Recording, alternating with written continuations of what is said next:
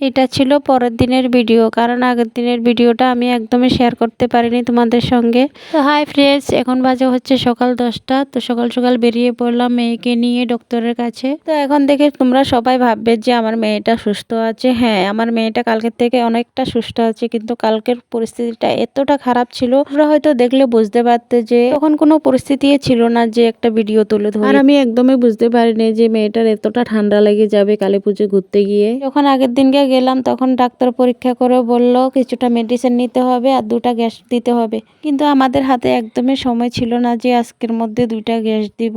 তাই ভাবলাম একটা আজকে দিয়ে দিই, কালকে একটা দিয়ে দিব। আর আমি বেরোনোর সময় মেয়ের জন্য জল গরমটা নিতে ভুলে গেলাম, তাই ভাবলাম দিদিভাইকে বলি, কারণ হুজের রাস্তাতেই হচ্ছে দিদিভাইয়ের বাড়ি, আর দিদিভাইয়ের বাড়িটা হচ্ছে জোড়াপুকুরি। আর এখানে এসে দেখি বাবা আগে থেকে দাঁড়িয়ে রয়েছে টিকিটটা নিয়ে, কারণ এখানে টিকিট না নিলে অনেকটা ভিড় হয়।